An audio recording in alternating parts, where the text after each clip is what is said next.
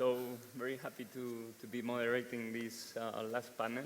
It's the last one, but not the least important. I believe it's the most important. We're discussing here a very important topic. Today, sport organizations, event organizers, and public sectors find themselves operating in complex environments and in a very interconnected system. They need to harness all the tools, right, to operate in this ecosystem and to stay relevant. And on one side, sport organizations, event organizers depend on their fans. On the other side, we need regions to have or to host these events. And without people, without the fans, and without the planet where to host them, we wouldn't be speaking here. This industry wouldn't be a reality. So sustainability needs to address at its core, right? Not as a standalone area and so on. And the good news is that we're not starting from zero. We've seen many examples. We recently published in the Global Sports Innovation Center a report on sustainability. It's called Sustainability as a Paradigm Shift. You can download that report with several examples on public policies, also on examples that sport organizations are developing. And today we're standing next to some leaders in the area of sustainability, and we have the perspective from the international federations, the perspective from a natural resort and event organizer, and also the perspective of the public sector. So they are all accelerating the efforts in sustainability. So when speaking about acceleration, it comes to mind, obviously, the Federation of the International Federation of Motorcycle, Katia Juaréz. She's Director of Sustainability in the Commission of Sustainability of FIM. How are you navigating these issues, or how are you mapping what's the roadmap that the Federation perspective has here? Well, good afternoon. First of all, it's a pleasure to share this panel with all of you. We discussed this morning with Denis that it's very difficult to explain how a motorsport event is sustainable. But let me tell you that we started in 1992, at the same time when we have the Earth Summit in Rio. So we started, so we have changed incredible the vision, because so we started defending the sport from different problems we faced from this time. But we have changed, and now we consider that as a sport, we are enablers of sustainable development. So for understand how we address sustainability, it's necessary that we recognize that we have 5 dimensions in motorcycling, because motorcycling is not only entertainment or sport. Motorcycling has 5 dimensions. That is tourism, that is also a laboratory for testing and innovation also, is mobility, is also sustainability, and is a sport. So in these 5 dimensions of the sport, so we can see and build sustainability. Of course, that we have an ambitious strategy that is mark the pace that we follow. So we have 6 pillars. One of them, of course, is the people, the planet, through our sustainable event organizations. So we have also, of course, climate, that is very important for us. So we are in a very sensitive stage that is the energetic transition. And of course, we have governance, awareness, and we have a 6th pillar that is the Sustainable Development Goals, and how, as a motorcycling, we can support the Agenda 2030. So can you imagine we have 115 federations affiliated.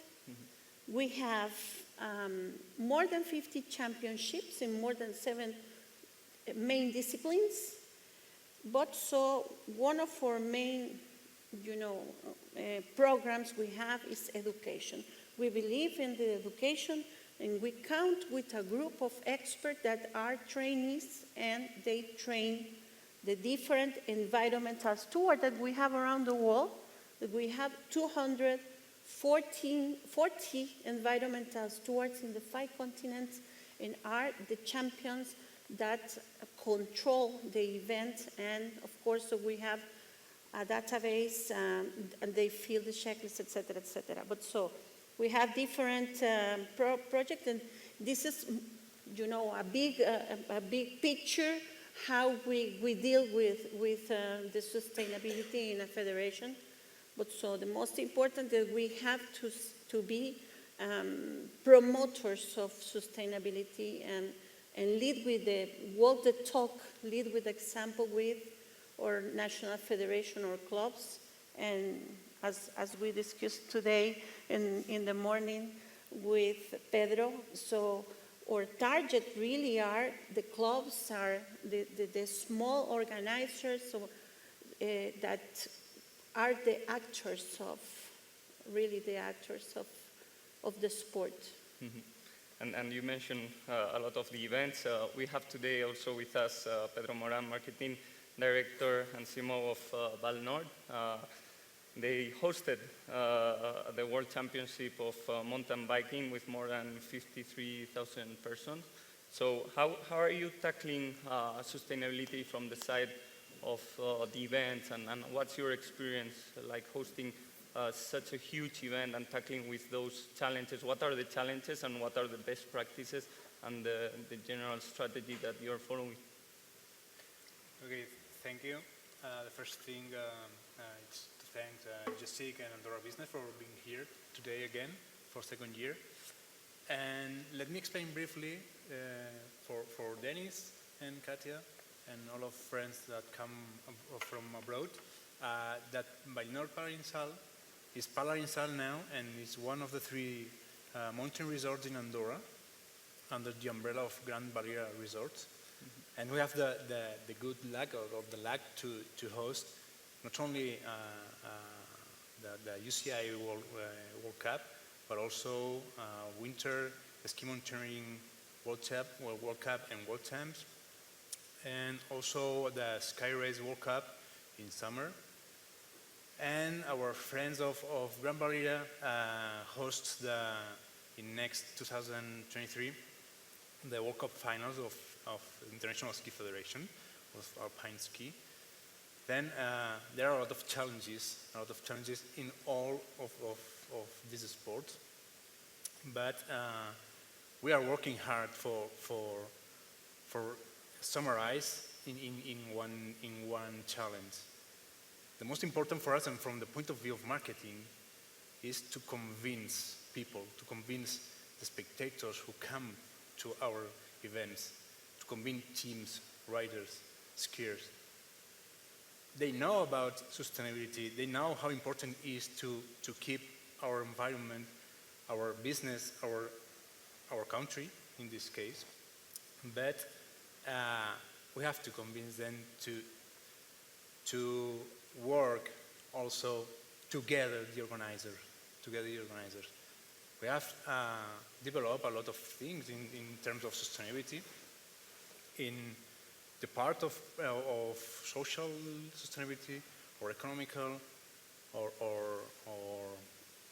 the other one. Environmental. Yeah. We have reduced the use of paper. We have bet hardly to the online guidelines. We have last year we have built a solar park in order to help us to cover our electricity needs. Now we can say that the 40% of our electricity needs, not only for the World Cups but also to the business, are covered by this solar park.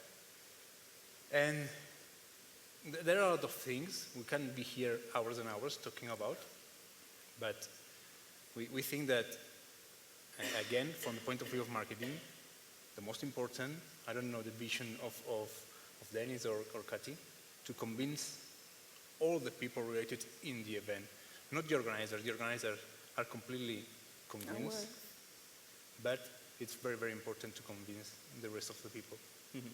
Absolutely, absolutely. You have to engage not only the fans, but also, as you said, the ecosystem, as well the public sector. And we have Denis Mustonen, Head of Foreign Affairs at the city of Lahti.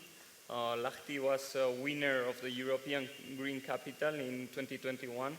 It's an initiative of the European Commission. I think you were the 11th city to receive this title, right? And Lahti has evolved from a traditional industrial past to a modern green city today. And I wanted to know how are you engaging from the public sector? What are the strategy and the goals to achieve something like this, which is huge? And how are you still pushing to go further in this sense and bring sustainability in your core? Well, I don't even know where to start because there are so many actions. And last year it was European Green Capital, as you said, but it's not only about this 1 year. It's a kind of goal from doing 40 years of sustainability work. So we have really long history in sustainability, a lot of different actions, and even longer history in sports, so over 100 years, and next year will be 100 years of Lahti ski games, which is a cup level competition in Nordic combined.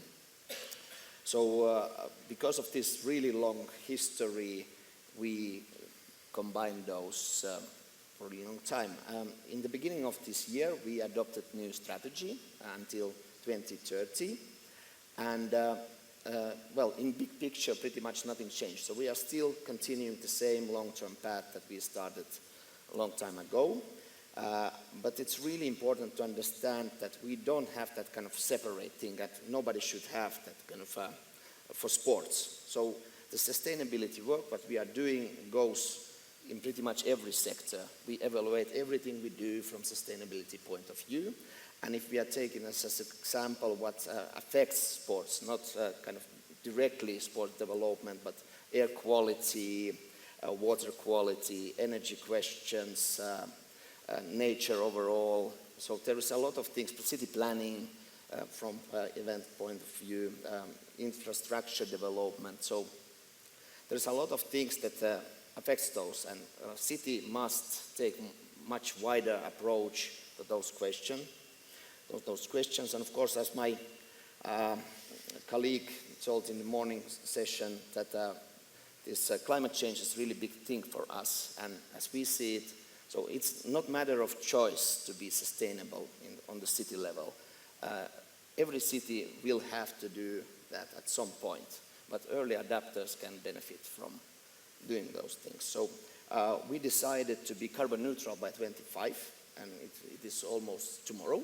So we will be, and I think we will be first big city to adapt this. Copenhagen is pretty much on the same track, and there is a lot of different actions because of this strategy also that will affect the sports events, how we will approach different questions, building infrastructure. And there is a long road to go still, but we will do that. Definitely long road, and we're here today at the Andorra Sports Innovation Summit. Obviously, we've seen startups, the relationship with innovation and specific actions. Katia, you mentioned that the International Motorcycle Federation is tackling the sustainability as a living lab as well. They're using some of the races to test different stuff, and so can you give us some actions and some examples there in that area as you're working also with startups, companies, and so on, as welcoming that aspect of innovation in sustainability as you're working that on your core? Right, as I mentioned it before, so motorcycling can see in the 5 dimensions, and one of these is that it's a laboratory for testing different technologies. So we started as in the latest in the 80s. I don't know if you remember. So both of you are motorcycling guys. But so I don't know if you remember the change for the engines from 2T to 4T. So we start to change the fuels from with a high octane to other kind of fuel without lead. And then, so we have developed different kind of tires that are less harmful for the environment, especially in our sports of road. And now, so we are working in a very ambitious project that is the homologation for the helmets, because so we can see also this living lab, as you said, in the dimension of the natural protection, but also the people. That is important. So inside the federation, there is a medical commission that is working in researching the kind of injuries that the motorcycling had in different accidents, in the security for the rider, the age of the riders. And in our case, in sustainability, the technical commission also is researching new fuels. For instance, MotoGP announced that in 2024, all the 80% of the fuels will be non-fossil fuels. That is a big step forward. So now we have in the transition, and we have some electric championship too. But all this material and devices test, so you have to think that that has translated to the mobility, to the everyday rider, you know, as you and as many people here that use the motorcycle for transportation, that also has to be seen as a good option also to achieve this neutrality that the cities as Lahti, you know, are ambitious to achieve in 2025 or 2030, or China that say that in 2050. But so, you know, so it's very important, because in those organizations where sustainability is not embedded, and so sustainability became an innovation, because in the end create value for the organization. When you have, nowadays the companies has understood that it's better sponsorized than advertised, but so they want to have a good products that enhance their visibility, their image, not a non-sustainable product to invest. So in this case, that it's very important that the sport think in a sustainable way to improve their image, to improve the offer that they give to the possible investors. So this is, you know, in short, so what we have been working as a living lab. No, that's great. And I think, you know, you mentioned both Katia and Denis, the carbon footprint and, you know, being neutral and so on. I'm curious, Pedro, on your side, we were mentioning about, you know, Val Nord hosting the UCI Mountain Bike World Cup, 53,000 persons, and it hosted the men's and women's cross-country Olympic, the short cross-country, and also the downhill. So it was a pretty massive event. You have different zones and so on. I'm curious about, we were mentioning backstage the tons of CO2 that can provide, and how can we tackle it, and also what's the economic return, right? If we're speaking also of economic sustainability for the region, because we spoke a lot about carbon emissions, but what's also the economic aspects? Give us some numbers there. Yeah, all figures. In parts. The first one, about the tons of CO2. If you think that a ski resort or a mountain resort like Paralinsal has a total emissions per year of 2 million tons, An event like the UCI Mountain Bike World Cup has only 5,000 tons. It's a big part of the total, but we're worried about it. Absolutely. But imagine that this year we have included in the registrations and on the website a part, the possibility of offsetting that the carbon footprint generated by riders, teams, UCI staff, the TV staff, but also the fans. All the organization, UCI riders, teams, etc., more or less 2,000 people, plus the 53,000 spectators that came to the event. Only 15, 20 persons make an offsetting in the website. Okay, this is very important. And then we are worried about it. We are working hard for communicate, because this is related with my first speech. It's our marketing and communication. And then for the second point, we have calculated a return on investment, a return on the economy, on the local economy, around 5 million euros. If you remember, the Minister of Economy talks about this morning about 15 million on all the sporting events in Andorra. Then our part, because the UCI Mountain Bike World Cup is the most important. The other are small World Cups. But 53,000 people who comes here, who sleeps here, eats here, dine here, teams, riders, spectators. We are really convinced that there is an increase of the local economy on these days, and we are proud of them, of it. Mm-hmm. Absolutely, it's a big worry, as you said, and obviously we all need to make efforts as a community, as an ecosystem, also as individuals. I'm wondering, Denis, how the public sector is collaborating with that ecosystem also, like in terms of innovation, some specific actions. You mentioned a few before, but maybe give us a hint for, especially on sport events and so on. Well, again, we are doing pretty widely those things. So I think the biggest thing directly related to sports that we have done, mainly for different reasons back then, but nowadays it's because of sustainability, is the sustainable infrastructure.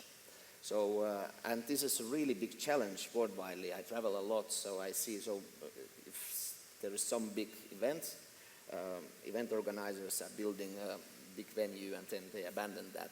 So that shouldn't happen anywhere. And in Lahti, the same infrastructure. That's kind of interesting thing because of the events we got really professional infrastructure, but the biggest impact is that our citizens can utilize that and tourists can utilize the same infrastructure where all those big stars are skiing or jogging. It can be utilized around the year, so we can bring different events. So it's not only about the winter sports, for example. So this is, I think, biggest thing that we have done. And I really call everybody to do the same. Of course, sustainability in events and sustainability in business. And here, our carbon neutrality goal is a really important one. So, as we see it, and we are not doing it only because we want to save the planet. We are trying to create kind of business environment, and it's really important to do. And there is that kind of order from the companies to do that. So the basic idea is that if we are creating sustainable environment, those businesses are automatically, they have lower footprint. So if they operate in Lahti, if you are bringing some event to Lahti and we are carbon neutral, you get kind of carbon neutral energy. Of course, we have all the guidebooks to help with the recycling and the logistics things, and so it helps others, the things what we are doing in kind of background. And it's a really important one. But of course, from the city perspective, the sports is not only about the events or professional sports or doing the sports, it's about preventional healthcare, for example. So if we are putting our citizens to utilize bikes more, they will be more healthier. And that's a kind of tax issue thing. And for example, the cycling is the part of our carbon neutrality goal. So we really, the mobility is the biggest challenge we are facing now before 25. So if we will make our citizens utilize the bikes, we will achieve this carbon neutrality easier. So sports is not only about the events and that kind of sporting things. And as a legacy from this European Green Capital year, we started 10 years program of that kind of health from nature. So we are researching with the university how nature is affecting your health. And it's a kind of combining those, our geopark status and sports and nature and sustainability and how you kind of prevent the nature. From innovation part, we are youngest university city in Finland. And it's a really kind of interesting thing that university has pretty much the same strategy and they are doing the same things that the city are doing. So we are connecting the university to what we are doing. And as a concrete example is that we have first carbon neutral professional ice hockey team. And it's not a green bashing. There is a lot of university research before that happened. And actually, speaking about the events, pretty much the biggest kind of carbon impact comes from the audience. It doesn't matter what kind of event. Is it motorsports or skiing, anything, ice hockey game. So audience is the biggest impact. So working with the audience, and now this kind of ice hockey team is working with them. So we are utilizing those sport teams, for example, for that. And there was really kind of pleased to do that. Because when they say that they are carbon neutral, they got a lot of sponsor calls. So companies are really interested in kind of new approach. So it's about the new business models. So it's not only about kind of wasting money or something to save planet. You really can create new businesses, and you really should do that if you want to make it sustainable way, because you need to make it profitable. We tested City Cap. It was a personal carbon trade with the citizens. So everybody could load the app, and of course there was a lot of university research before that, how we can calculate those. And based on your decisions, you got some credits and could get some tickets for the, I don't know, swimming pools and that kind of things. So, and as a city, we pretty much can just enhance those innovations to happen, to providing the infrastructure, to connecting it with our Olympic training centers, university. We have really big e-mobility cluster right now where a lot of companies are developing e-mobility. We have carbon neutrality building center, so and those buildings affecting when we are building new venues, for example, in sports. So there's a lot of things of happening, and I'm taking all the time now. Mm-hmm. Yeah, absolutely. And I like your approach. You know, you said business model, so obviously healthcare, social sustainability as well, apart from the economic, and of course the big green issue, right, as the carbon footprint and so on, the environmental sustainability are those three key aspects that we need to tackle. I'll ask you, each of you, maybe we can start in the same order, Katia. Which are your main takeaways and call to action for our community, our ecosystem here today in Andorra, and also for the wider ecosystem? Well, for me it's easy.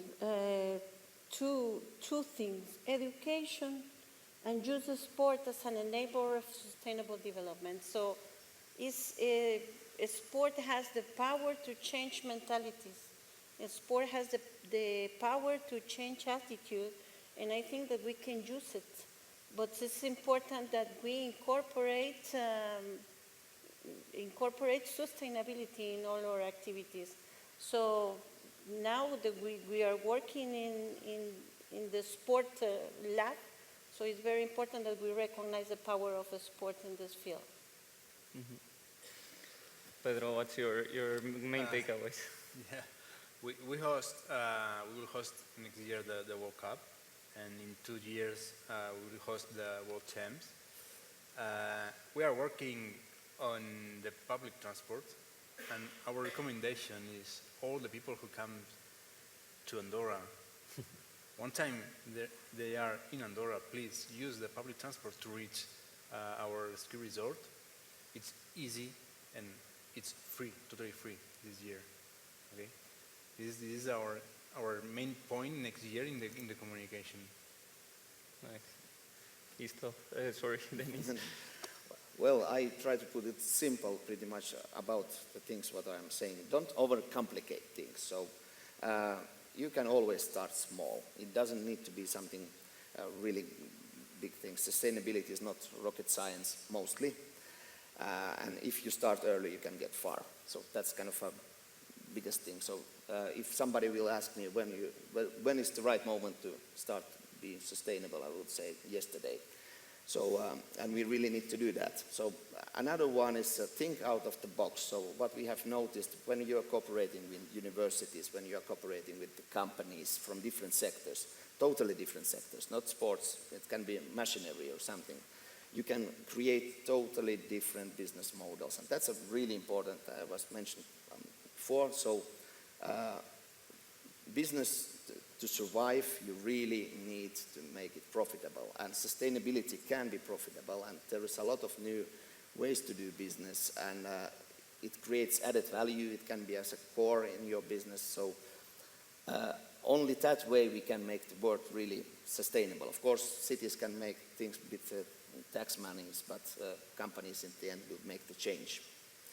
And as a call for the action, I think it's build more sustainable infrastructure. It was the thing that I was telling, so it can be used all around the year. It can be multifunctional, it can be used for different sports. Don't build a kind of one-time use infrastructure. And another, maybe more concrete, we have established this Lahti Sports Hub. You're more than welcome to join it. It's a kind of a network-based innovation platform where we connect Asian partners and European partners, and it's open for everybody. So that way we can enhance the innovation between the companies, between the countries. Mm-hmm. Thank you very much. Very, very inspiring, and I'm grateful to have this leadership next to me with powerful message. My takeaway here and my call to action is that you can engage with them. If you're a startup, if you are a company, governments, everybody, sport organizations, engage together to solve and tackle these problems. I think together as a community and as individuals we can, as you said, start small with small things, but get far. So thank you very much, and a big round of applause.